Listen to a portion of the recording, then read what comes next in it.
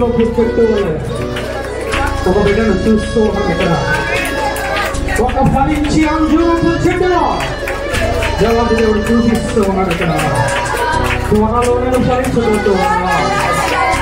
అడుగు కన్నీరు పడుతూ ఉన్నా.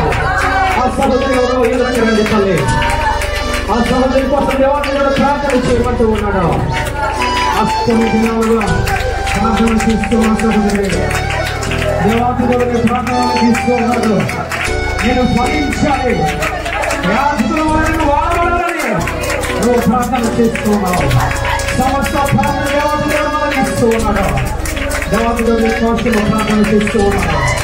అందుకోసమే పదుకో పదుకో బలమైన అభిషేకమైన దేవతో పదుకో బలమైన అభిషేకం రెండవ ఆత్మని కనిపిస్తున్నాడు. దేవాది దేవుడు ఒక ఏలిషవల వాడబోతున్న సంఘంలో ఉన్న ఒక ఏలిషవల ఒక ప్రవక్తను దేవాది దేవుడు నేను నీకు ప్రవక్తను ఇచ్చాను. ఇదిగో నీకు ప్రవక్త నింపుతూ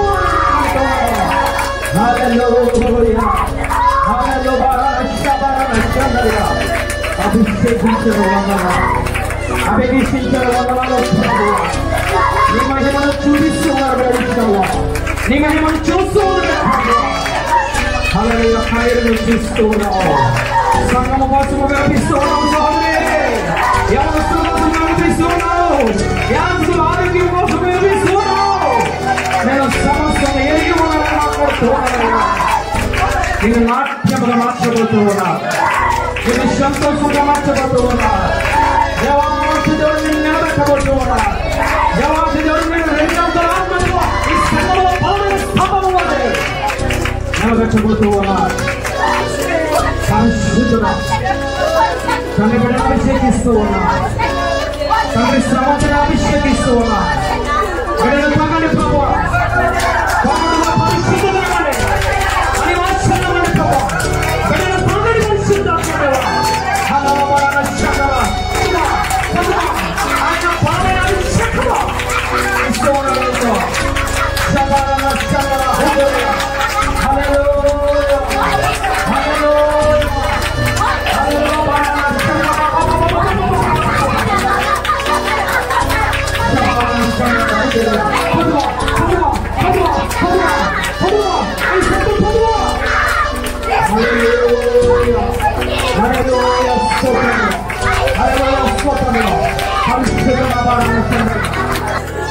అయ్యా నీకు లొంగిపోతూ ఉన్నా.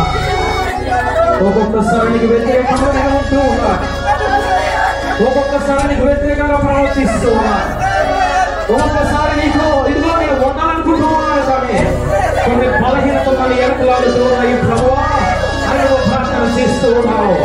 దేవాది దేవుడు నీతో మాట్లాడుతూ ఉన్నాడు. ప్రతి బలహీనత వేసుకొని తనలో కొట్టు వేస్తూ ఉన్నాడు. అయ్యా ఆయన ఆత్మలు పొందుకోవాలి. అన్ని భాషలను మాట్లాడాలి. నేను ప్రవచనాలను ప్రవచించాలి. ఏదైనా దర్శనము చూడాలి. అనేక మంది కోసం ప్రార్థన చేయాలని అడుగుతూ ఉన్నాము. పొందుకో ఈ మధ్య సమయంలో నీ వేదనను చూస్తూ ఉన్నాడు. దేవాది దేవుడు పొందుకో పొందుకో. ఆయన బలాన్ని పొందుకో. ఆయన శక్తిని పొందుకో.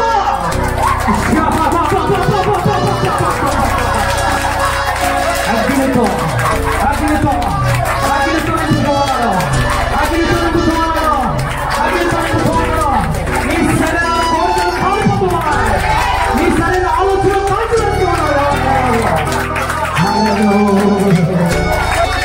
సంఘాన్ని రెండవ రాకడ కోసం నేను స్థిరపరుస్తూ ఉన్నాను. నేను మాట్లాడుతూ ఉన్నాను. నేను త్వరగా వస్తూ ఉన్నాను. నేను త్వరగా వస్తూ ఉన్నాను. సిద్ధపడవ సంగమా, సిద్ధపడవ సంగమా, ఆత్మ పూర్ణులై నింపబడు సంగమని మాట్లాడుతూ ఉన్నాను. హల్లెలూయా. 40వ అధ్యాయము కీర్తనల గ్రంథము 40వ అధ్యాయము 4వ వచనం. గర్విష్ఠులనైనను త్రోవ విడిచి తిరుగువారినైనను లక్ష్య పెట్టక యెహోవాను నమ్ముకున్నవాడు ధన్యుడు. హల్లెలూయా. ఈరోజు వాక్యము యెహోవాను నమ్ముకున్నవాడు ధన్యుడు. హల్లెలూయా. ఎవరైనా ఈ లోకాన్ని నమ్ముకుంటే కాదు, ఈ లోక మనుషులు నమ్ముకుంటే కాదు, యెహోవాను నమ్ముకున్నవాడు ధన్యుడు. హల్లెలూయా. కానీ కొత్త నిబంధన గ్రంథంలో వచ్చేటప్పటికి యేసయ్య మాట్లాడుతూ ఉన్నాడు ధన్యత కోసము. మత్తయి సువార్త 5వ అధ్యాయంలో ఆయన మాట్లాడుతూ ఉన్నారు. మత్తయి సువార్త 5వ అధ్యాయము 4వ వచనం. దుఃఖపడువారు ధన్యులు, వారు ఓదార్చబడుదురు. హల్లెలూయా. సాత్వికులు ధన్యులు, వారు భూలోకమును స్వతంత్రించుకుందరు. నీతి కొరకు ఆకలి దప్పి గలవారు ధన్యులు, వారు తృప్తి పడుతురు. కనికరము గలవారు ధన్యులు, వారు కనికరము పొందుదురు. హృదయ శుద్ధి గలవారు ధన్యులు, వారు దేవుని చూచెదరు. ధన్యత కోసం దేవాంత దేవుడు మాట్లాడుతూ ఉన్నాడు. ఏమిటయ్యా ఈ ధన్యత అనంటే, ఒక రకంగా చెప్పాలంటే నువ్వు ఆయన రక్తధారలో కడగబడమే ధన్యత. హల్లెలూయా. ఆయన రక్తధారలో నువ్వు కడగబడి నువ్వు అంతం వరకు సహించి రెండవ రాకడలో ఆయన దర్శనమును, ఆయన స్వరమును వినడమే ధన్యత. యుగములో కూడా ఆయన యొక్క పాద సన్నిధులను కనబడమే ఆ యొక్క పరలోక రాజ్యములో దేవాంత దేవుడు నీకు ఇచ్చిన ధన్యత. హల్లెలూయా. ఈరోజు ఆ ధన్యత మనము కలిగి ఉండాలా? ఆయన అంటూ ఉన్నారు కదా, యెహోవాను నమ్ముకున్నవాడు ధన్యుడు, యెహోవాను ఆశ్రయించేవాడు ధన్యుడు, యెహోవా మీద ఆశ పెట్టుకున్నవాడు ధన్యుడు, ఆకలు దప్పికలు కలవారు ధన్యులు, ఆయన శుద్ధి గలవారు ధన్యులు, వారు దేవుని చూచెదరు. హల్లెలూయా. అసలైన ధన్యత అది. ఈరోజు మనం అటువంటి ధన్యత కోసమే మనం ఇక్కడ కూర్చొని ఉన్నాం. ఈరోజు మనం వాక్యము వినేది ఆ ధన్యత కోసమే. ఈరోజు మనము ప్రయాసపడేది ఆ ధన్యత కోసమే. హల్లెలూయా. అదే ధన్యత కోసము కోరాహు కుమారులు రాస్తూ ఉన్నారు. 80 కోరాహు కుమారులు ఈ కీర్తన రాయడం జరిగింది. ఈ కోరాహు కుమారులు అంటూ ఉన్నారు కదా, ఈ 84వ దావీదు కీర్తనలో 12 వచనాలు ఉన్నాయి. ఈ 12 వచనాలలో నువ్వు ఏ విధంగా ధన్యత కలిగి ఉండాలని ఆయన మాట్లాడుతూ ఉన్నారు. మనము పొందుకోవలసిన ధన్యత ఏమిటి అనంటే, హృదయ శుద్ధి గల వారు ధన్యులు, వారు దేవాంతి దేవుణ్ణి చూచెదరు అని బైబిల్ లేఖనం సెలవిస్తూ ఉంది. అదే ధన్యతను వీళ్ళు మాట్లాడుతూ ఉన్నారు కోరాహు కుమారులు. ఏమిటయ్యా మొట్టమొదట ధన్యత అనండి? 4వ వచనం చదువుతుంది. నీ మందిరమునందు నివసించువారు ధన్యులు. హల్లెలూయా. మొట్టమొదట ధన్యత ఏమిటి అంటే కోరాహు కుమారులు మాట్లాడుతూ ఉన్నారు, నీ మందిరములో నివసించువారు ధన్యులు. రెండవ ధన్యత కోసం మాట్లాడుతూ ఉన్నారు, నీ బలమును నొందు మనుషులు ధన్యులు. హల్లెలూయా. 4వ వచనంలో నీ మందిరములో నివసించువారు ధన్యులు. 5వ వచనంలో నీ బలము పొందువారు మనుషులు ధన్యులు. ఆయన 12వ వచనంలో ఆయన మాట్లాడుతూ ఉన్నారు, సైన్యముల అధిపతియగు యెహోవా నీ యందు నమ్మిక ఉంచువారు ధన్యులు. హల్లెలూయా. 3 ధన్యతల కోసం వాళ్ళు మాట్లాడుతూ ఉన్నారు. మొట్టమొదటిది మందిరములో ఉండేవారు ధన్యులు. రెండవది ఇదిగో బలమునందువారు ధన్యులు. మూడవది అని అంటూ ఉన్నారు, నీ యందు నమ్మిక ఉంచువారు ధన్యులు. హల్లెలూయా. ఈరోజు మనము పరలోక రాజ్యానికి వెళ్ళాలంటే ఈ 3 ధన్యతలు మన దగ్గర ఉండాలి. ఈ 3 ధన్యతలు మనము కలిగి ఉంటేనే మనము ఆయన సన్నిధానం దగ్గరికి వెళ్తాం. మనము రెండవ రాకడలో ఆయన చూస్తాం. ఆయన రెండవ రాకడలో యుగ యుగములో కూడా ఆయన పరలోక రాజ్యంలో ఆ షియోను పట్టణంలో మనము నివసిస్తాం. ఈ 3 ధన్యతలు మన దగ్గర లేకపోతే మనం ఆయనను చూడలేం.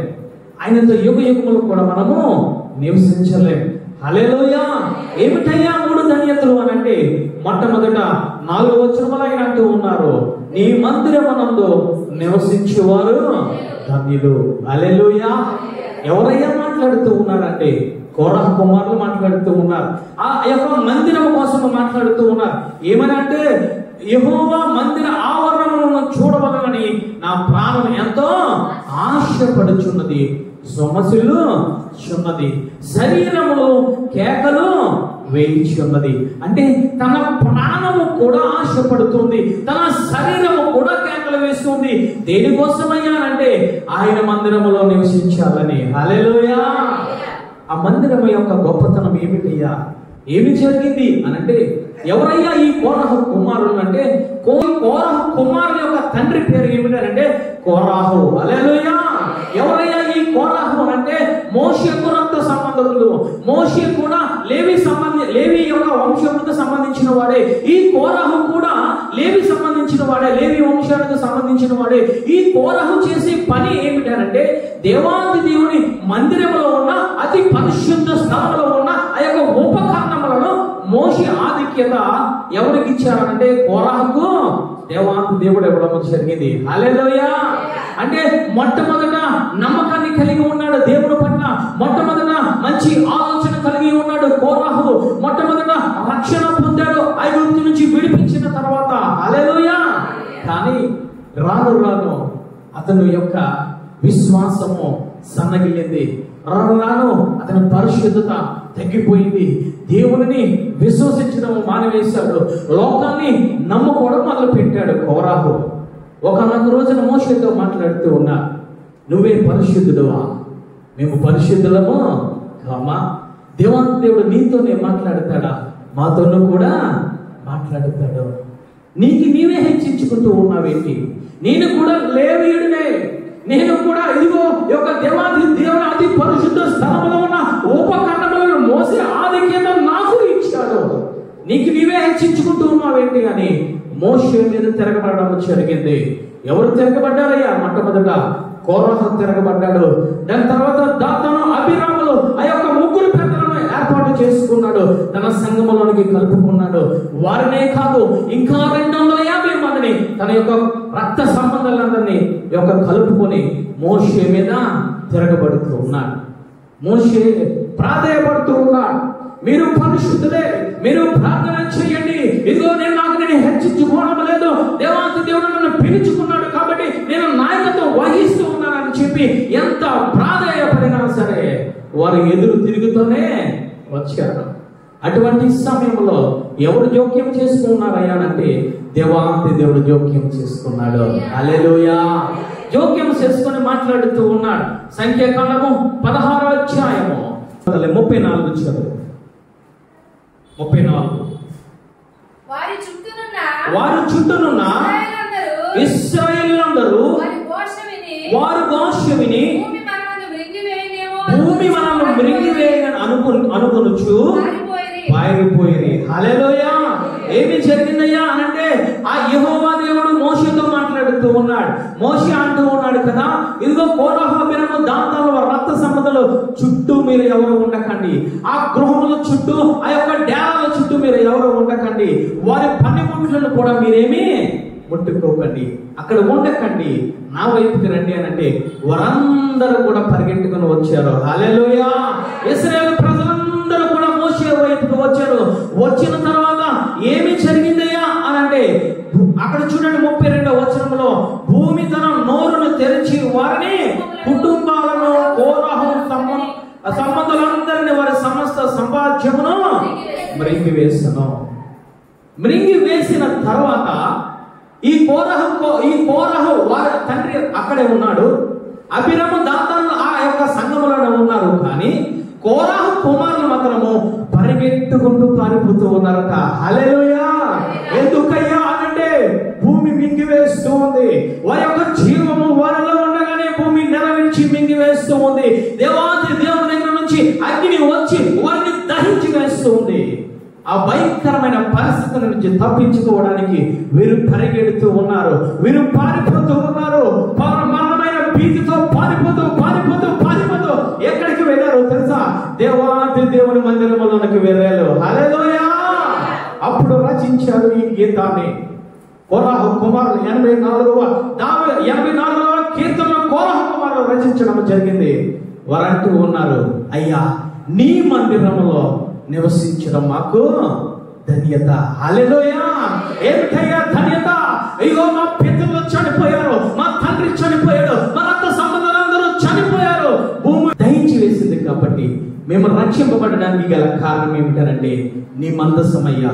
మేము రక్షింపబడడానికి గల కారణం ఏమిటంటే నీ మందిరమయ్యా. నీ మందిరంలో మేము నివసిస్తూ ఉన్నాము కాబట్టి ఆ అగ్ని నుంచి, ఆ యొక్క ఉపద్రవము నుంచి, ఆ యొక్క ప్రళయం నుంచి మేము తప్పించుకున్నామని వారి దేవాది దేవుని స్తుతిస్తూ ఉన్నారు. హల్లెలూయా. ఈరోజు 2వ రాకడలో కూడా అగ్ని రాబోతుంది భూమి మీదకి.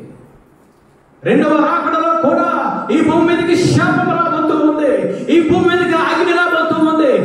అలాంటప్పుడు నువ్వు రక్షింపబడాలంటే నువ్వు ఎక్కడ ఉండాలో తెలుసా? దేవాది దేవుని మందిరములో ఉండాలి. హల్లెలూయా. నువ్వు మందిరములో ఉంటే అది ధన్యత. వారంటూ ఉన్నారు, అయ్యా ఇదిగో నీ మందిరంలో నివసించువారు ధన్యులు ప్రభువా. హల్లెలూయా.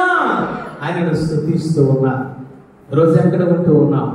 కూర్చోవడానికి మందిరంలోనే ఉంటూ ఉన్నాము, కానీ మన ఆశలన్నీ ఐగుప్తు ఆశలు కలిగి ఉంటూ ఉన్నాం.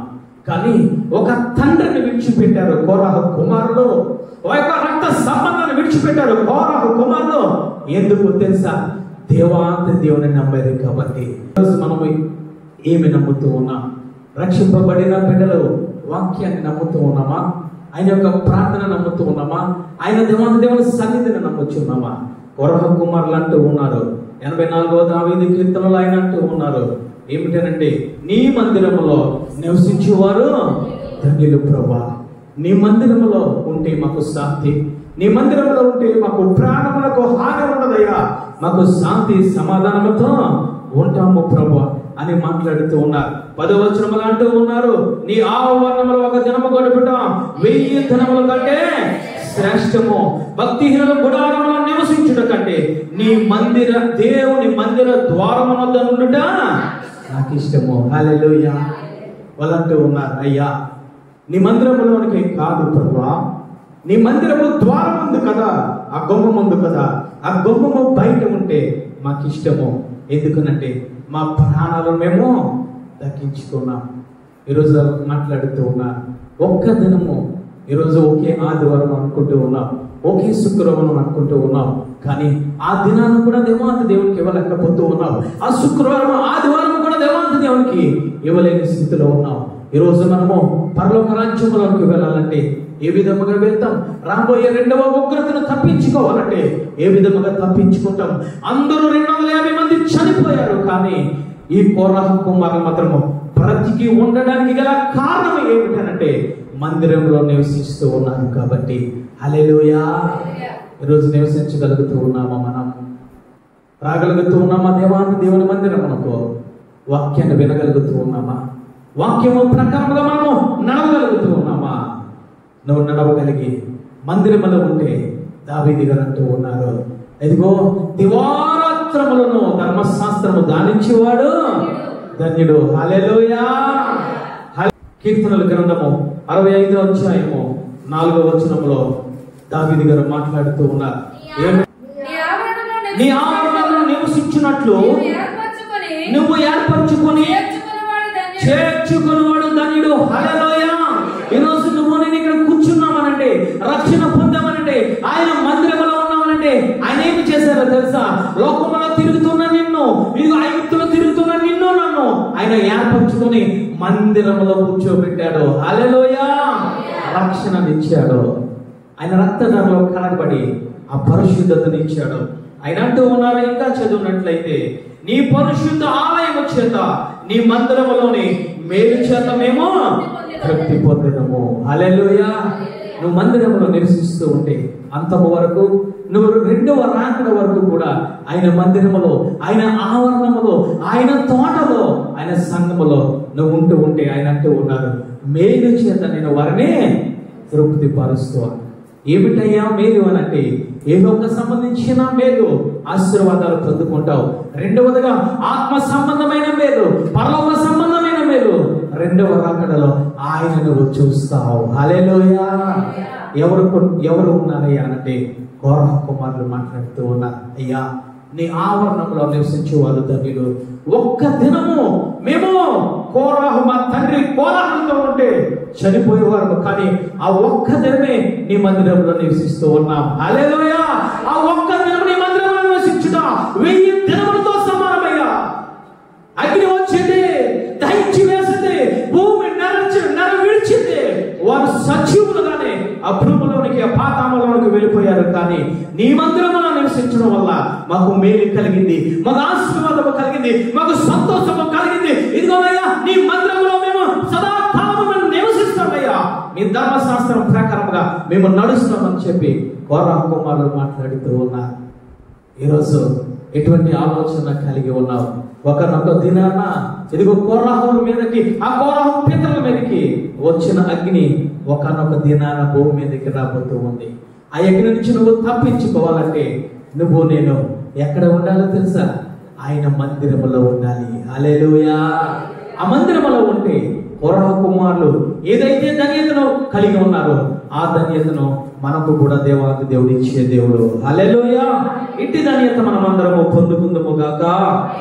రెండవదిగా ఏమిటి అనంటే కోరహ కుమారులు మాట్లాడుతూ ఉన్నారు. ఏమిటి అనంటే 5వ వచనము చదవండి తల్లి. నీ వలన బలమునందు మనుషులు ధన్యులు. బలము కోసము మాట్లాడుతూ ఉన్నా. ఈ రోజు నీకు బలం ఉంది కాబట్టి మందిరంలోకి వచ్చావు. నీకు బలం లేకపోతే మంచం మీద ఉంటావు. నీకు బలం లేకపోతే మాట్లాడలేవు. నీకు బలం లేకపోతే నువ్వు చూడలేవు. నీకు బలం లేకపోతే నువ్వే పని కూడా నువ్వు చేయలేవు. అది శరీరక సంబంధించిన బలం. మరి ఆత్మ సంబంధించిన బలము నేను ఏమి చేస్తుందయ్యా అనంటే వారు రాస్తూ ఉన్నారు. ఏమిటి అనంటే నీ వలన బలమునందు వారు ధన్యులు, యాత్ర చేయు మార్గములు అతి ప్రియములు. అంటే నీలో ఆత్మ సంబంధమైన బలము ఉంటే నువ్వేమి చేస్తావో తెలుసా? రక్షణ ఎక్కడైతే నువ్వు పొందావో ఆ స్థానంలో నువ్వు ఉండవు. నువ్వు ఎదరికి ప్రయాణం చేస్తూ ఉంటావు. ఎదరికి ఏముందయ్యా? ఒక గురి ఉంది. ఎదరికి ఏముందయ్యా? కానాను ఉంది. ఎదరికి ఏముందయ్యా? సియోను పట్టణం ఉంది. ఎదరికి ఏముందయ్యా? రెండవ రాకడ ఉంది. కాబట్టి ఆ రాకడ దగ్గరికి నువ్వేమి చేస్తావో తెలుసా? ప్రయాణము చేస్తావు. వీరు ఎక్కడి నుంచి ఎక్కడికి ప్రయాణం చేస్తారంటే అవిధేయుల యొక్క గుడారం నుంచి దేవాది దేవుడు మందిరమునకు ప్రయాణం చేస్తాడు. ఈరోజు ప్రయాణం చేస్తూ ఉన్నామా? ఎక్కడ రక్షింపబడి అక్కడే ఉండిపోయామో దేవాది దేవుడు మాట్లాడుతూ ఉన్నాడు. నీకు ఎందుకయ్యా శరీర బలమని ఇచ్చాడు అనంటే నువ్వు మోకరిస్తావని, నువ్వు ప్రార్థన చేస్తావని, నువ్వు వాక్యాన్ని చదువుతావని, నువ్వు 2 చేతులు ఎత్తి ఆయన పాద సన్నిధిలో మందిరంలో నువ్వు వాక్యాన్ని ధ్యానిస్తావని నీకు బలమని ఇచ్చాడు. ఈరోజు ఆ బలాన్ని మనం ఏమి చేస్తూ ఉన్నాం? లోకం కోసం ఖర్చు పెడుతూ ఉన్నాం. లోక ఆశల కోసం ఖర్చు పెడుతూ ఉన్నాం. లోక సంపద కోసం ఖర్చు పెడుతూ ఉన్నాం. కానీ ఆత్మీయంగా ఆ ఆత్మ సంబంధించిన ఆ బలమును ఆత్మ ఏ విధంగా ప్రయాణం చేయాలో, కానాలకు యాత్ర చేయాలో ఆ యాత్ర చేయడానికి బలాన్ని మనము ఉపయోగించుకుంటూ ఉన్నామా? లేదా నిరుపయోగముగా బలాన్ని వ్యర్థముగా వదిలేస్తూ ఉన్నామా? వీరు అక్కడే ఉండిపోతే చనిపోయేవారు. అక్కడే ఉండిపోతే కోరహ కుమారులు అగ్ని వచ్చి దహించేది. కానీ వారు బలాన్ని ఉపయోగించుకొని దేవాది దేవుడు ఏదైతే వారికి బలాన్ని ఇచ్చాడో, ఏదైతే శక్తిని ఇచ్చాడో ఏమి చేస్తూ ఉన్నారు తెలుసా? యాత్ర చేయడం మొదలు పెట్టారు. హల్లెలూయా. ఎక్కడ వరకు అయ్యా? దేవాది దేవుని మందిరము వరకు వారు యాత్ర చేయడము మొదలు పెట్టారు. అక్కడికి మందిరంలోకి వెళ్ళిన తర్వాత వారంటూ ఉన్నారు, మందిరంలో నివసించడం మాకు ఎంతో ధన్యత అని మాట్లాడుతూ ఉన్నారు. హల్లెలూయా. ఆయన వారు బాకా లోయ వెంబడి వెలుచు దాన్ని జలమయముగా చేయుదురు, తొలకరి వాన దాని దీవెనతో కప్పును. ఏమంటూ ఉన్నారయ్యా అంటే బాకా లోయ నుంచి వెళ్ళాలని మాట్లాడుతూ ఉన్నారు. బాకా లోయ అనగా ఏమిటంటే స్తుతుల లోయ. ఆయన ఆరాధించడము, ఆయనను స్తుతించడము. బాకాలోయ అనగా స్తుతిలోయ. హల్లెలూయా. ఆయన స్తుతించాలట. రెండవదిగా అంటూ ఉన్నారు జలములుగా చీయుదురు. అంటే ఒకటి నువ్వు స్తుతిస్తూ ఆయన బలమును పొందాలి. రెండవదిగా జలము అనగా ఏమిటంటే వాక్యానికి సాదృశ్యం. జలము అనగా ఏమిటంటే ప్రార్థనకు సాదృశ్యం. అంటే నువ్వు స్తుతిస్తూ, నువ్వు వాక్యాన్ని వింటూ బలము పొందుతూ, నువ్వు ప్రార్థన చేస్తూ బలము పొందుతూ నీ ప్రయాణాన్ని నువ్వు కొనసాగించాలి. హల్లెలూయా. అర్థమైన వాళ్ళు ఒకసారి చప్పట్లు కొట్టండి. హల్లెలూయా.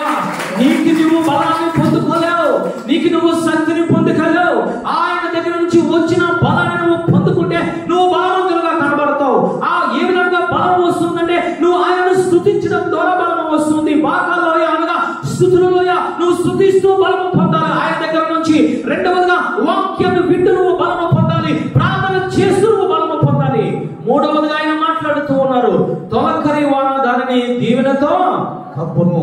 తొలకరి వానగా ఏమిటి అనంటే యోవేలు ప్రవక్త మాట్లాడుతూ ఉన్నారు, మీకు తొలకరి వానను కడవరి వర్షము మీ మీద కుమ్మరిస్తాను అనంటే ఏమిటనంటే పరిశుద్ధాత్మ దేవుడు. హల్లెలూయా హల్లెలూయా హల్లెలూయా. అంటే నువ్వు బలము పొందాలంటే మొట్టమొదటిగా ఆయన నువ్వు ఆరాధించ కలిగి ఉండాలి. ముందు బలము పొందాలంటే నువ్వు వాక్యము ద్వారా, నువ్వు ప్రార్థన ద్వారా బలము పొందాలి. మూడవదిగా నువ్వు ఆత్మ ద్వారా, ఆ తొలకరి ఆ కడవరి వర్షము ద్వారా నీ మీద పడినప్పుడు, పరిశుద్ధాత్మ శక్తి నీ మీద వచ్చినప్పుడు నువ్వేమి చేస్తావు తెలుసా? బలాన్ని పొందుతావు. ఆ బలము ద్వారా నువ్వేం చేస్తావు అంటే ఎక్కడికి వెళ్తావని ఆయన మాట్లాడుతూ ఉన్నారు. చూడండి తల్లి, వారిలో ప్రతి వాడు సియోనులో దేవుని సన్నిధిని కనబడును. హల్లెలూయా. ఆ బలాన్ని ఏమి చేయాలంటే నువ్వు ప్రయాణం చేయాలి. ఎక్కడి వరకు ప్రయాణం చేయాలంటే సియోను పట్టణం వరకు ప్రయాణం చేయాలి. ఈరోజు మనం ప్రయాణం చేస్తూ ఉన్నామా? బలము పొందుతూ ఉన్నామా? ఆరాధనకు వస్తూ ఉన్నామా? వాక్యాన్ని చదువుతూ ఉన్నామా? పరిశుద్ధాత్మ దేవుని కోసము, ఆ శక్తి కోసము ప్రార్థన చేయగలుగుతూ ఉన్నామా? హల్లెలూయా. ఐగుప్తు ప్రజలు ఏ విధముగా వెళ్ళారయ్యా? బలము పొందుకుంటూ వెళ్ళారు. ఏ విధముగా బలము పొందుకున్నారయ్యా? ఎరుకో గోడలు అడ్డు వచ్చాయి, స్తుతించారు. బలము ద్వారా ఎరుకో గోడలు కూలిపోయాయి. హల్లెలూయా. ఎలా సముద్రం వచ్చింది, ప్రార్థన చేశారు, రెండు పాయలుగా విడిపోయినాయి. హల్లెలూయా. యెహోషువ మాట్లాడుతూ ఉన్నాడు, ఓ సూర్యుడా, ఓ చంద్రుడా, ఒక దినమంతను అక్కడే ఉండిపో. ఏ విధంగా తెలుసా? వాక్యము ద్వారా ఎత్తిపట్టి ప్రార్థన చేస్తూ ఉన్నాడు. హల్లెలూయా. ఈరోజు నువ్వు బలము పొందుకోవాలి. ప్రార్థన ద్వారా, వాక్యము ద్వారా, ఆయనను స్తుతించడం ద్వారా, ఆయనను ఆనందం ద్వారా, పరిశుద్ధాత్మ ఆనందం ద్వారా నువ్వు బలాన్ని పొందుకోవాలి. అలాంటి మనం ఏమి చేస్తూ ఉందయ్యా? 7వ వచనము చదవండి తల్లి. వారు నానాటికి బలాభివృద్ధి నొందుచు ప్రయాణము చేయుదురు. హల్లెలూయా. ఈరోజు నానాటికి వాక్యాన్ని వింటూ ఉన్నాం, నానాటికి ప్రార్థన చేస్తూ ఉన్నాం. ఏదైనా బలాన్ని పొందుకుంటూ ఉన్నామా? కొర్రా కుమారులు అంటూ ఉన్నా, మేము స్తుతిస్తూ ఉన్నాం దేవాతి దేవుణ్ణి. వాక్యాన్ని మేము ధ్యానిస్తూ ఉన్నాం, ప్రార్థన చేస్తూ ఉన్నాం, ఆయన ఆత్మను పొందుకున్నాం. దినము కూడా మాలో ఏమి కలుగుతుందో తెలుసా? బలాభివృద్ధి వస్తూ ఉంది. ఆ బలముతో మేము ఏమి చేస్తూ ఉన్నామో తెలుసా? ఆయన అంటూ ఉన్నాడు కదా, ఇదిగో వారిలో ప్రతి వాడు సియోను దేవుని సన్నిధిని కనబడును. ఈరోజు సియోను అనగా కానాను పట్టణం, సియోను అనగా యెరూషలేము పట్టణం, కానాను అనగా నువ్వు యుగ యుగములు కూడా పరలోక రాజ్యంలో ఉండాలని. హల్లెలూయా. దానికోసం నువ్వు ప్రయాసపడాలి. ఈరోజు మనం ప్రయాసపడుతూ ఉన్నామా? బాలుడైన ఎవరయ్యా? దావీదు. ఈ సమయంలోంచి అభిషేకించిన తర్వాత వాక్యము ద్వారా, ప్రార్థన ద్వారా, పరిశుద్ధాత్మ ద్వారా బలాన్ని పొందుకొని ఏమి చేశాడో తెలుసా? గొలియాతును చంపాడు. హల్లెలూయా. పరిశుద్ధాత్మ అనే బలాన్ని, వాక్యం అనే బలాన్ని ప్రార్థన పూర్వకముగా ఆ గొలియాతు మీదకి వెళ్ళాడు కాబట్టి ఆ గొలియాతును చంపగలిగాడు. ఈరోజు నీ ప్రయాణం చేస్తూ ఉండాలి. రెండవదిగా నీకు బలమే ఎందుకు తెలుసా? నీ శత్రువుల మీద విజయం సాధించగలగాలి. నీ శత్రువులను నీ శత్రువుల మీద నువ్వు యుద్ధం చేయడానికి ఆ బలము కావాలి. హల్లెలూయా. నీకు బలం ఇచ్చాడు దేవాది దేవుడు. ప్రార్థన చేయకుండా, ఎవరో శత్రువు తెలియకుండా, నీ రక్త సంబంధులే శత్రువు అనుకొని, నీ ఇరుగు పొరుగువారే శత్రువులు అనుకొని నీ మాటల ద్వారా యుద్ధం చేస్తూ ఉన్నావు, నీ క్రియల ద్వారా యుద్ధం చేస్తూ ఉన్నావు. కానీ దేవాది దేవుడు అంటూ ఉన్నాడు, నీకు శత్రువులు ఈ లోకము. హల్లెలూయా. నీకు శత్రువు నీ శరీరమే. నీ శత్రువు అంధకార సంబంధ శక్తులు, అంధకార సంబంధ దురాత్మల సమూహంతో నువ్వు యుద్ధం చేయాలని మాట్లాడుతూ ఉన్నారు. నీ యొక్క ఇచ్చిన శక్తి బలాన్ని దేనికోసం ఉపయోగిస్తూ ఉన్నావు? యుద్ధము చేయడానికి ఉపయోగిస్తూ ఉన్నావా? ఈ లోకంలో అనేక ఆశలు కనబడుతూ ఉన్నాయి. ఆ ఆశల మీద యుద్ధాన్ని ప్రకటించుకుంటూ ఉన్నావా? లేదా లొంగిపోతూ ఉన్నావా? నీ శరీరం అనేక ఆశలు కలిగి ఉంటుంది. ఇది చెయ్యి, అది చెయ్యి, ఈ విధముగా తయారవు, ఈ విధముగా తిండి తినని చెప్పి నేను ప్రేరేపిస్తూ ఉంది నీ శరీరము. దాని మీద యుద్ధము ప్రకటించుకుంటూ ఉన్నావా? లేదా ఆ యొక్క యుద్ధంలో విజయము సాధించకుండా నీ శరీరం ఏది మాట్లాడమంటే, ఏది చూడమంటే, ఏ విధంగా నడవమంటే, ఏ క్రియలు చేయమంటే ఆ విధంగా నువ్వు చేస్తూ ఉన్నావు. మూడవదిగా అంధకార సంబంధ శక్తులు, ఆ యొక్క దురాత్మలతో నువ్వు యుద్ధము చేయాలి. దావీదు గారు చేసింది ఏమిటో తెలుసా? గొలియాతుతో యుద్ధము చేశాడు. ఫిలిష్తీయులనగా ఎవరయ్యా? దేవునికి విరోధమైన లోకము. ఫిలిష్తీయులనగా ఎవరయ్యా? నీ శరీరమే. ఫిలిష్తీయులు అనగా ఎవరయ్యా? దురాత్మల సమూహము. ఎందుకు దావీదు గారు జయించగలిగాడంటే దినము బలము పొందుతూ ఉన్నాడు. హల్లెలూయా. ప్రయాణం చేస్తూ ఎక్కడికి వెళ్ళాడు? సింహాసనం మీద కూర్చుని ఉన్నాడు. హల్లెలూయా. నువ్వు రెండవ రాకడలో కూడా ఈ బలము దేనికి ఉపయోగించాలి? మొట్టమొదటిగా ప్రయాణము చేయడానికి ఉపయోగించాలి. ఆ ప్రయాణంలో నీకు శత్రువులు ఎదురవుతూ ఉంటారు. ఆ ప్రయాణంలో ఎదుగో గోడలు ఎదురవుతూ ఉంటాయి. ఆ ప్రయాణంలో ఎదుగో యోర్దాను నది ఎదురవుతూ ఉంటది. ఆ ప్రయాణంలో అనేక కష్టాలు, అనేక నష్టాలు, ఎవరో శత్రువులు ఎదురవుతూ ఉంటది. కానీ వాటినన్నీ జయించుకుంటూ నువ్వేమి చేయాలి? బలము పొందుకొని సీయోనులోనికి వెళ్ళాలి. హల్లెలూయా. వెళుతూ ఉన్నావా? ఈ రాత్రికాల సమయంలో ఆగిపోతూ ఉన్నావా? నీ శరీరాన్ని జయించగలుగుతూ ఉన్నావా? ఈ లోకాన్ని జయించగలుగుతూ ఉన్నావా? నీకు పట్టిన దురాత్మలను జయించగలుగుతూ ఉన్నావా? దేవాది దేవుడు మాట్లాడుతూ ఉన్నాడు. వరహ కుమారులు అంటూ ఉన్నారు, ఇదిగో మేము దినదినము కూడా బలాభివృద్ధి పొందాం. దినము కూడా ఆత్మను పొందుకుంటూ ఉన్నాం. దినదినము కూడా వాక్యాన్ని ధ్యానిస్తూ ఉన్నాం. దినదినము కూడా ఆయన మందిరంలో ప్రార్థన చేస్తూ ఉన్నాము. కాబట్టి మేము ఎక్కడికి వెళ్తూ ఉన్నామండి? సీయోనులోకి వెళ్తూ ఉన్నాం. హల్లెలూయా. హల్లెలూయా. సంసోను బలార్జుడు గల కారణం ఏమిటయ్యానంటే ఎవరిని చెప్పాడయ్యా? సింహాన్ని చెప్పాడు. ఎవరిని చెప్పాడయ్యా? పచ్చి దవడ, గాడిద దవడ ఎముకతో 1000 మందిని చంపాడు. హల్లెలూయా. ఎక్కడది వాక్యము? ఎక్కడది ప్రార్థన? ఎక్కడది ఆత్మను పొందుకున్నాడు? కాబట్టి అందుకే దేవాది దేవుడు మాట్లాడుతున్నాడు, కడవరి కాలంలో ప్రతి ఒక్కరి మీద కూడా ఆత్మను కొమ్మరిస్తానని మాట్లాడుతూ ఉన్నాడు. ఆయన దేనికోసం ప్రార్థన చేస్తూ ఉన్నాం, దేనికోసము ప్రయాసపడుతూ ఉన్నాం. ఆత్మ లేకుండా, నువ్వు వాక్యము లేకుండా నువ్వు ప్రయాణం చేస్తే ఓడిపోతావు. ప్రార్థన లేకుండా నువ్వు ప్రయాణం చేస్తే నువ్వు ఓడిపోతావు. సాధారణ విజయం సాధిస్తూ ఉన్నారు. ఎందుకు గల కారణము ఏమిటంటే కోరహ కుమారులు మాట్లాడుతూ ఉన్నారు. ఏమో సీయోనులోకి ప్రయాణం చేయాలంటే బాగా లోయలోంచి వెళ్ళాలి. మేము బలము పొందుకోవాలి. తొలకరి వర్షము మా మీద కప్పుతుంది. కాబట్టి వాక్యమును, ప్రార్థనను, అదే విధంగా స్తుతులను, ఆత్మను పొందుకొని మేము ప్రయాణం చేస్తూ ఉన్నాము. కాబట్టి మేము దినదినము బలాభివృద్ధి పొందుకొని ఎక్కడికి వెళ్తూ ఉన్నామయ్యా? సీయోను పట్టణంలోకి వెళ్తూ ఉన్నాం. హల్లెలూయా. ఈరోజు నీకు బలం లేదా? శరీరానికి సంబంధించిన బలము ఉండవచ్చు, ఆత్మ సంబంధించిన బలం లేదా? కొరవ కుమారులు మాట్లాడుతూ ఉన్నారు. నువ్వు బలము పొందుకోవాలంటే ఆరాధనలో పాల్గొవాలి. నువ్వు బలము పొందుకోవాలంటే వాక్యాన్ని చదవాలి. నువ్వు బలము పొందుకోవాలంటే నువ్వు ప్రార్థన చేయాలి. నువ్వు బలము పొందుకోవాలంటే పరిశుద్ధాత్మ దేవుడు పొందుకోవాలి. ఈరోజు బలము కలిగి ఉన్నామా తల్లి? చిన్న జ్వరం వస్తుంటే ఓడిపోయి రకరకాలుగా పరిగెట్టిస్తూ ఉన్నాం. నీ నోటిలో శక్తి నుంచాడు దేవుడు. ఎప్పుడైనా నీకు పుట్టిన పిల్లలకు జ్వరం వస్తే, నీకు అనారోగ్యం వస్తే, నీ కుటుంబంలో ఏదైనా సాధారణ శక్తుల క్రియ వస్తే నీ నోటితో వాటిని బంధించగలుగుతూ ఉన్నావా? ఆయన అంటూ ఉన్నారు, బలము పొందుకోండి. ఎందుకు బలము? 1 ప్రయాణము చేయడానికి, 2 నీ ఎదుర్కొంటూ ఉన్న శత్రువులను జయించడానికి ఆయన మాట్లాడుతూ ఉన్నారు. హల్లెలూయా. 3వదిగా చూద్దాం. ఏమిటయ్యా అంటే 12వ వచనం, నీ యందు నమ్మిక ఉంచువారు ధన్యులు. హల్లెలూయా. ఏమి ఉంచాలయ్యా అంటే నమ్మిక ఉంచాలి. దానినే దేవాది దేవుడు ఏమని మాట్లాడుతూ ఉన్నారంటే విశ్వాసము అని మాట్లాడుతూ ఉన్నారు. హల్లెలూయా. అంటే విశ్వాసము కలిగి ఉండాలి. మనము ఎప్పటి వరకు విశ్వాసము కలిగి ఉంటూ ఉన్నామో తెలుసా? ఈ శరీరానికి సంబంధించిన విషయంలో మనం విశ్వాసం కలిగి ఉంటూ ఉన్నాం. జ్వరం వస్తే ప్రార్థన చేస్తే తగ్గిపోతుంది. విశ్వాసము కలిగి ఉన్నావు, మంచిదే. శాంతి సమాధానం లేకపోతే విశ్వాసాన్ని కలిగి ఉండి ప్రార్థన చేస్తూ ఉన్నావు. కానీ దేవాది దేవుడు అంటూ ఉన్నాడు, ఆత్మ సంబంధమైన విశ్వాసాన్ని కలిగి ఉండాలి. ఏమిటయ్యా ఆత్మ సంబంధమైన విశ్వాసం అనంటే నువ్వు నమ్మితే నువ్వేమి చేయబడ్డావనంటే నువ్వు రక్షింపబడ్డావు.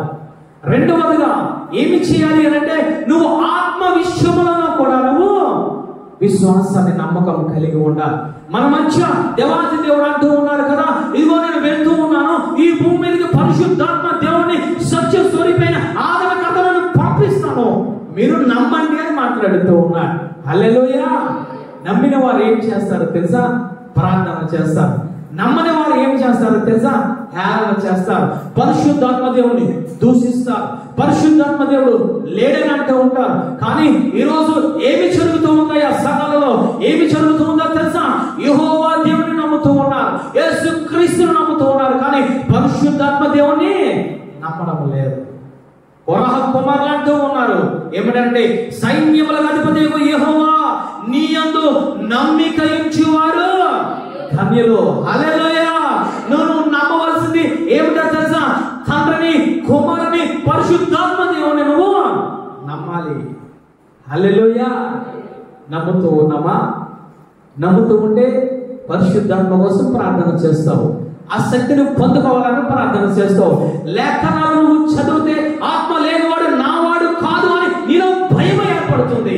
ఆ భయం ద్వారా నువ్వు ఏం చేస్తావైతే, అయ్యో రెండవ రాకడలో ఎత్తబడాలంటే ఆయన ఆత్మ కావాలి, రెండవ రాకడలో ఇదిగో పరలోక రాజ్యానికి వెళ్ళాలంటే పరిశుద్ధాత్మ నేను పొందుకోవాలి. ఆ పరిశుద్ధాత్మ దేవుడు ఏమి చేస్తాడో తెలుసా? ఆ పరిశుద్ధాత్మ దేవుడే నాలో నుండి నన్ను నడిపిస్తాడని జ్ఞానము కలిగి ఉండి ఆయన శక్తి కోసం నువ్వేం చేస్తావు? ప్రార్థన చేస్తావు. హల్లెలూయా. ఇప్పటికి ఇంకా ఆయన శక్తిని పొందుకోలేదంటే నువ్వు పరిశుద్ధాత్మ దేవుణ్ణి నమ్మడం లేదు, విశ్వసించడం లేదు. నీ నమ్మకం అంతా ఈ శరీర అనారోగ్యం కోసమే, నీ నమ్మకం అంతా ఆస్తిపాస్తుల కోసమే, నీ నమ్మకం అంతా ఈ సుఖ సంపద కోసమే నువ్వు నమ్ముతూ ఉన్నావు. ఈరోజు ఆయన నమ్ముతూ ఉన్నామా? ధర్మంతుడు అంటూ ఉన్నాడు, నా ప్రాణమా తినుము తాగుము సుఖించుము. ఏమి నమ్ముతున్నాడు వాడు?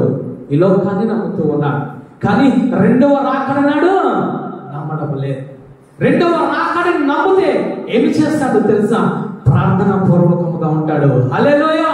తన ప్రాణాన్ని దేవాది దేవుని పాద సన్నిధిలో పెడతాడు, తన శరీరాన్ని దేవాది దేవుని సన్నిధిలో పెడతాడు. వాక్యము పూర్వకంగా, ప్రార్థన పూర్వకంగా అతను బలపడుతూ ఉంటాడు. కానీ ఈ లోకాన్ని నమ్మి, ఈ లోక ఆశను నమ్మి తన శరీరముతో, తన ప్రాణంతో ఏమి చేస్తూ ఉన్నాడు? ఏమి మాట్లాడుతూ ఉన్నాడంటే, అనేక సంవత్సరాలు జీవిస్తావు, అనేక సంవత్సరాలు నువ్వు బ్రతుకుతావు, నా ప్రాణమా తినుము తాగుము సుఖించుము. రెండవ రాకడను అతను నమ్మలేదు. ఈ లోకమే శాశ్వతం అనుకుంటూ ఉన్నాడు.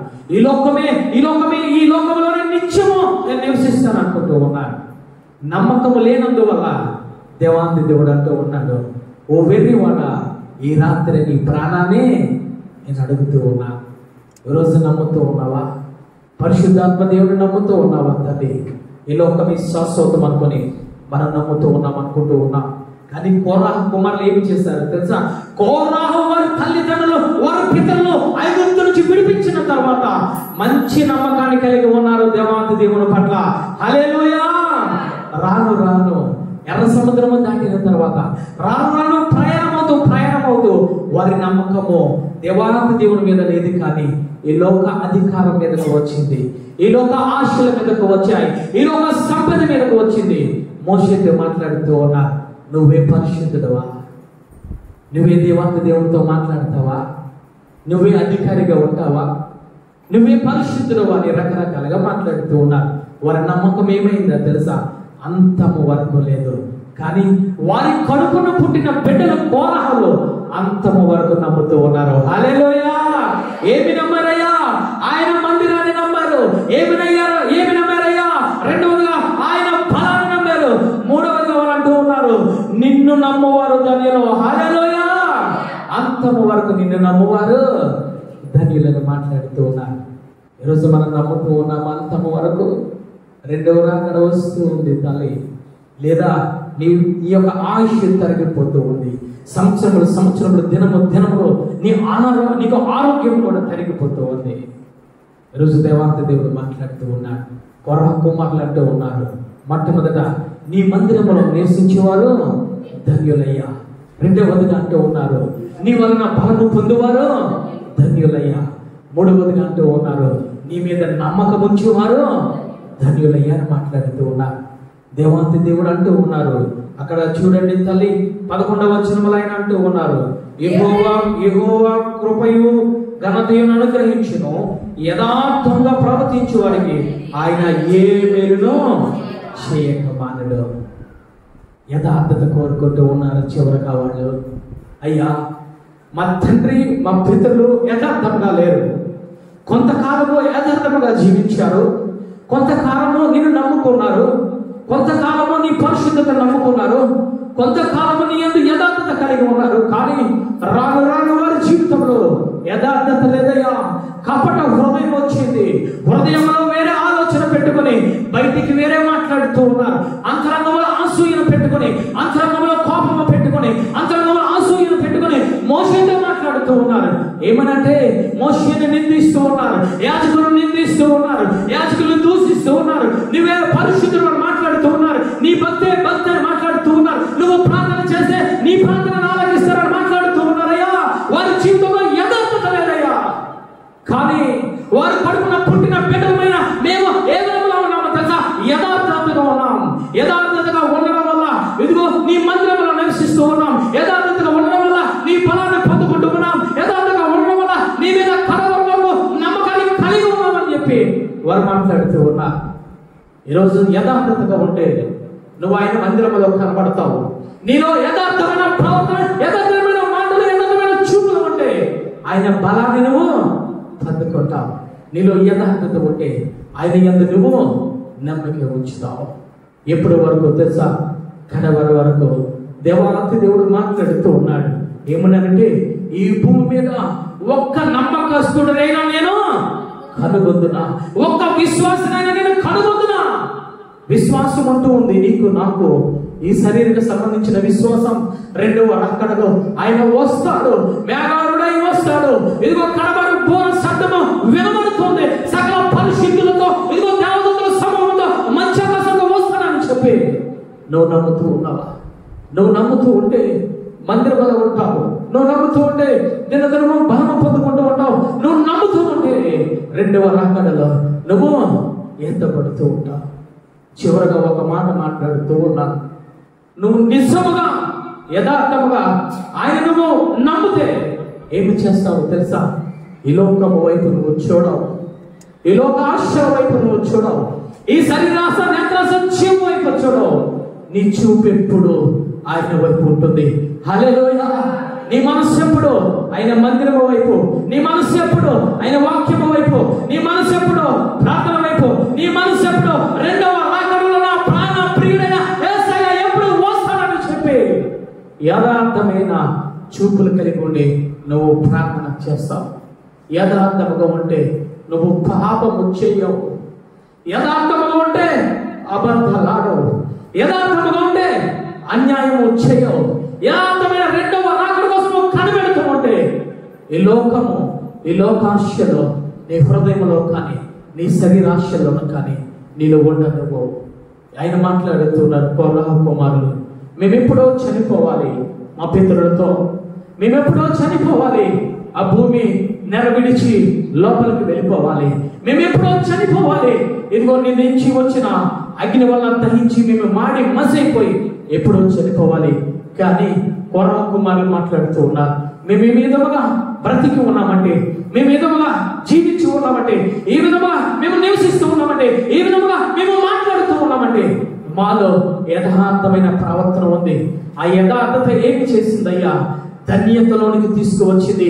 ఏమిటి ఆ ధన్యత అంటే ఆయన అంటూ ఉన్నారు, హృదయ శుద్ధి గల వారు ధన్యులు, వారు దేవాతి దేవుణ్ణి చూచెదరు. ఎక్కడ చూశారు కోరహ కుమారులు? ఆయన మందిరంలోకి వచ్చి చూస్తారు, ఆయన బలమును పొందుకుంటూ చూస్తారు. చివరిగా ఆయన మాట్లాడుతూ ఉన్నారు, మేము సియోనులోనికి వెళ్ళిపోతూ ఉన్నామని మాట్లాడుతూ ఉన్నారు. ఈ రాత్రికాల సమయంలో వాక్యం విన్న ఓ సహోదరి సహోదరుడా, ఈ మూడు ధన్యతలు నువ్వు కలిగి ఉన్నావా? రక్షణ పొందావు, మంచిదే. బాప్తిసము తీసుకున్నావు, మంచిదే. దేవాతి దేవుడు అంటూ ఉన్నాడు, నువ్వు ఆయన మందిరంలో నివసించాలని మాట్లాడుతూ ఉన్నా. ఎప్పటి వరకు అయ్యా అనంటే కడవరి వరకు ఆయన మందిరంలో నువ్వు ఉండా. రెండవదిగా బలము పొందుకుంటూ ఉండా. ఏమిటయ్యా బలము? వాక్యమే బలము, ప్రార్థనే బలము, పరిశుద్ధాత్మే బలము. హల్లెలూయా. ఆ బలముతో ఏమి చేయాలయ్యా? నీ శత్రువులను జయించగలిగి ఉండాలి. ఆ బలముతో నువ్వు ఏమి చేయాలయ్యా? నువ్వు ప్రయాణాన్ని సాగిస్తూ సీయోనులోనికి వెళ్ళాలి. హల్లెలూయా. మూడవది అంటూ ఉన్నారు, యెహోవా నిన్ను నమ్ముకున్న వారు ధన్యులు. ఎప్పటి వరకు నమ్ముకుంటూ ఉన్నావు? నీ ప్రాణము పోయే వరకు నమ్ముకోవా? నీకు ఎన్ని శ్రమలు వచ్చినా, ఎన్ని కష్టములు వచ్చినా, ఎన్ని ఉపద్రవములు వచ్చినా, ఎన్ని ఇబ్బందులు వచ్చినా, నీ ఆరోగ్యం నిన్ను విడిచి వెళ్ళిపోయినా, నీ సంపద నిన్ను విడిచి వెళ్ళిపోయినా, నీ భార్య, నీ భర్త, నీ పిల్లలు నిన్ను విడిచి వెళ్ళిపోయినా, నువ్వు ఆయన యందు నమ్మిక ఉంచాలి. దేవుడు మాట్లాడుతూ ఉన్నా, ఒక్క విశ్వాసిని, ఒక్క నమ్మకస్తునైనా నేను రెండవ రాకడలో వచ్చేటప్పుడు నేను కనుగొంటానా అని మాట్లాడుతూ ఉన్నాడు. ఈ మూడు ధన్యతలు కలిగి ఉన్నావా? కలిగి లేకపోతే దేవాతి దేవుణ్ణి అడుగు తల్లి. ఆయన ప్రేమమయుడు, ఆయన కృపమయుడు. కోరాహు కుమారుని ఏ విధంగా రక్షించాడో, ఏ విధంగా బ్రతికించాడో, ఏ విధంగా మందిరంలో స్థానం ఇచ్చాడో, ఏ విధంగా మందిరంలో నుండి బలపరిచాడో, ఏ విధంగా మందిరంలో నుండి వారికి నమ్మకము కలుగజేశాడో, సీయోను వెళ్ళే వరకు దేవాతి దేవుడు కూడా నిన్ను కోరుకుంటూ ఉన్నాడు. ప్రార్థన చేసుకుందాం.